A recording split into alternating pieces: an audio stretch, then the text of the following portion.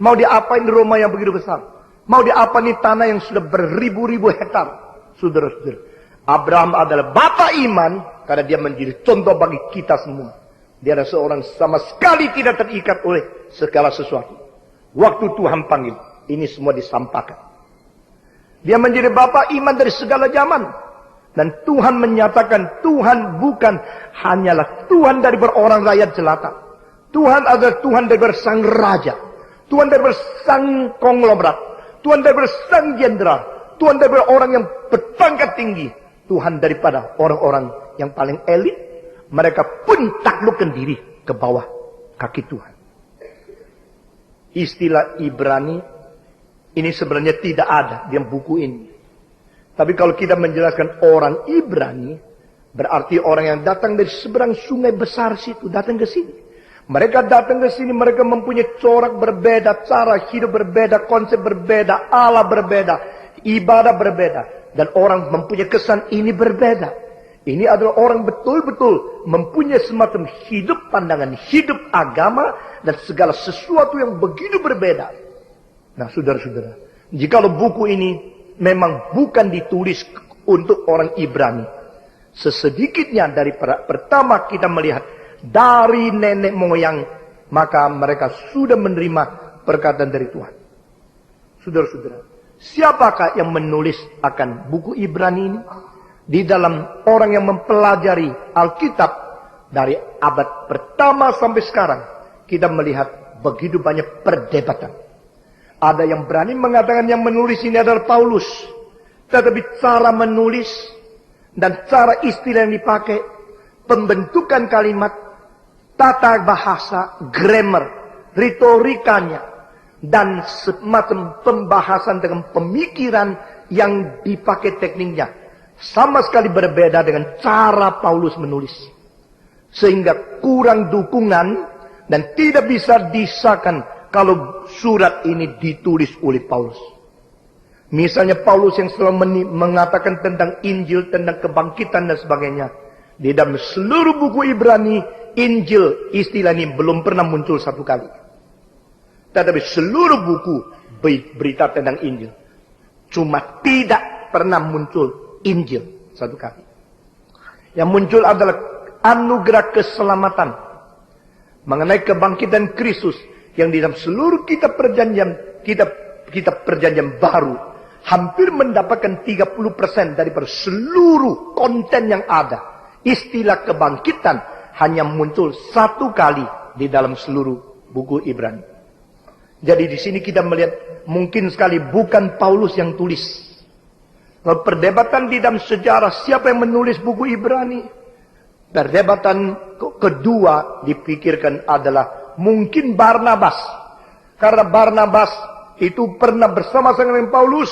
Dan Barnabas seorang yang sangat mahir di dalam pengertian-pengertian perjanjian lama. Maka mungkin adalah Barnabas yang menulisnya. Tetapi juga mempunyai bukti yang cukup bahwa ini pun tidak terlalu mungkin.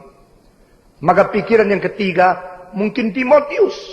Ini juga akhirnya tidak, karena di dalam ada satu istilah mengenai Timotius yang disebut. Apakah Timotius kedua? Apakah ada kemungkinan orang lain yang menulis? Ada orang menyatakan ada kemungkinan surat ini ditulis oleh Apolos.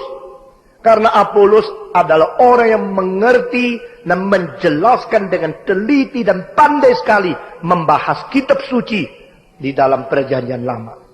Apolos pernah pergi ke Efesus di dalam pasal 19 daripada Kisah Para Rasul sebelum Paulus memberitakan Injil dan memerintahkan mereka menerima Roh Kudus. Saudara-saudara. Nah, Apolos seorang yang sangat mengerti dan sangat bisa menjelaskan kitab suci. Tetapi ini pun akhirnya juga dirasa tidak terlalu mungkin. Ada yang mengatakan buku ini ditulis mungkin bukan Apolos, bukan Paulus, tetapi oleh Stefanus.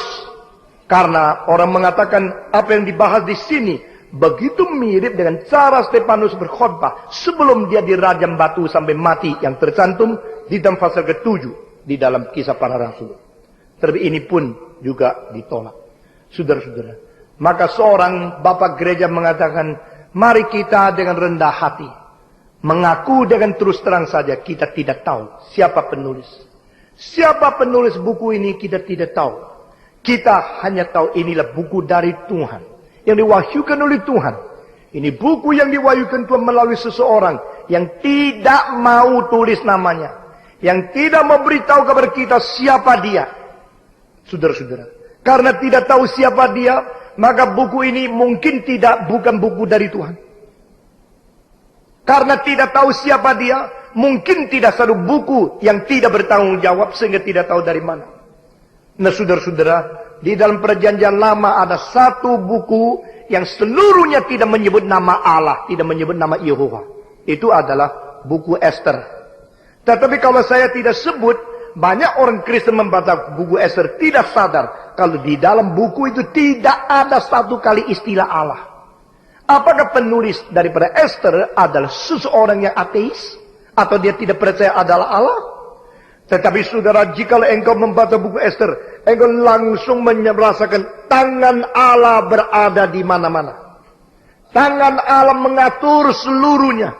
Dan keadilan Allah, dan penyelamatan Allah, kuasa Allah, maha taunya Allah, telah menjadi dominan di seluruh surat Esther.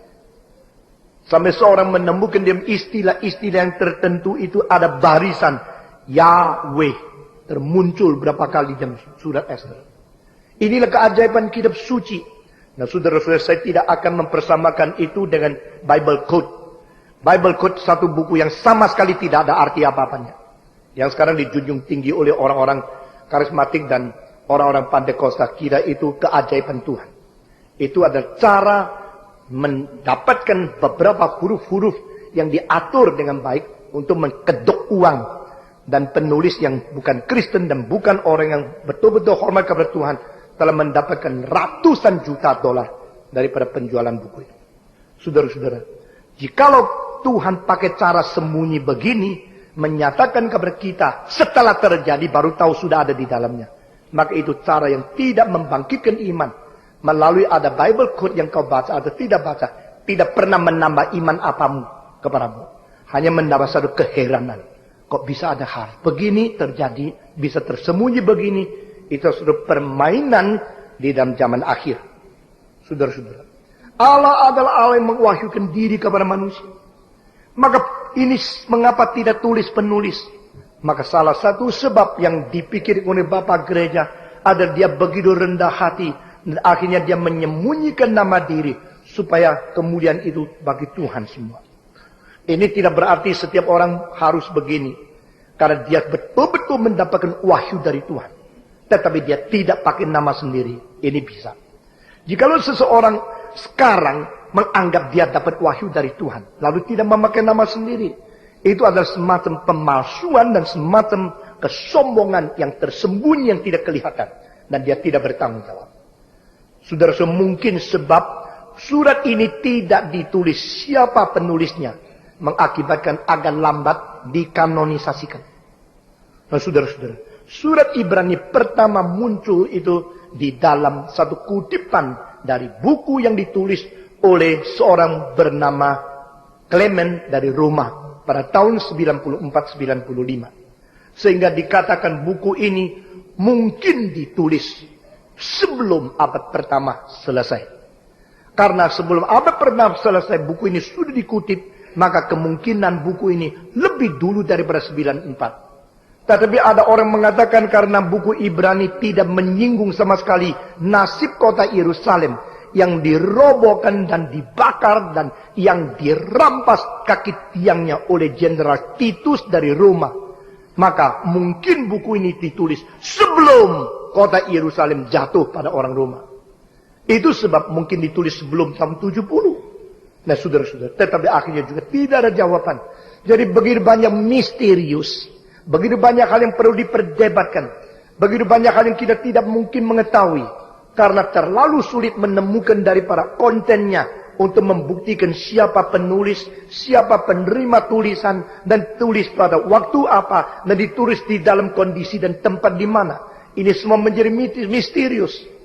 Maka akhirnya kita menyerahkan semua 4 hal ini kepada Tuhan.